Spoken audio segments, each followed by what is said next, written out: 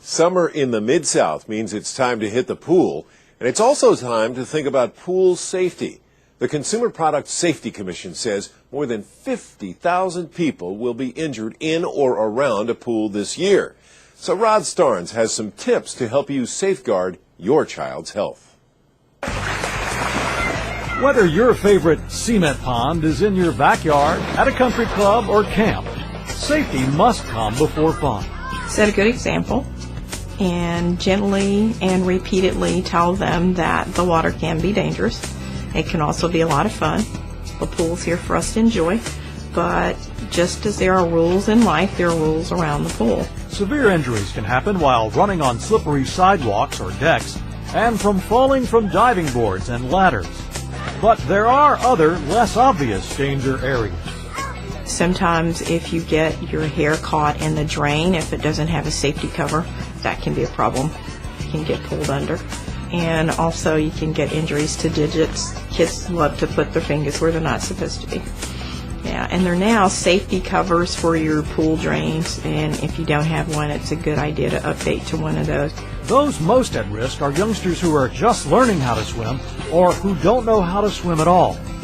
It takes only a split second for a toddler to fall in a pool without anyone noticing. Don't turn your back, even if you're at poolside. Have that child directly in your line of sight. Don't turn away to talk or carry on a conversation. Don't turn away to check something on the television. Have them in your sights at all times. Mila Williams knows firsthand how quickly fun can turn to panic. I turn around and I see Ryan take one step into the pool, fell straight to the bottom. Happened in an instant. I was up on the patio. I screamed out, "Jason," because he was still in the pool, and he was able to just scoop Ryan up right away. So what can you do to cut down on these risks? If you buy a house with a pool, fence it immediately. If you have children or if you don't have children but are expecting, when we talked to our pediatrician about when we should take some precautions about the pool, he said by the time the baby's walking. You need to be CPR trained, and you can get classes at the American Red Cross. You need a chime on your door that leads out to the pool area.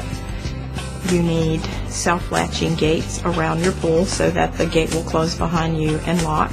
And those locks need to be high enough that your toddler cannot open the gate. Now that you've learned first aid and you've secured the pool, Dr. Cross says it's important to lay down some ground rules. First and foremost, no one should ever swim alone. Even if you're a good swimmer, something could go wrong. Don't run around the pool. Never push people into the pool because you don't know if they can swim. Don't ever pretend to be drowning, because the one time you might be in trouble, someone might think you're kidding around. When friends come over, be sure they know how to swim and know your pool rules. Kids should never host a pool party without parental supervision. And finally, no alcohol around the pool. You need to keep your wits about you at all times. The pool must be treated with respect. The pool should always be a place for fun, but horseplay or not paying attention around a pool can have horrible consequences. And those with toddlers need to take extra precautions. Nothing's 100% in this life, but I have confidence that if the fence is up, my children are safe around the pool. For Smart Medicine, I'm Rod Starnes.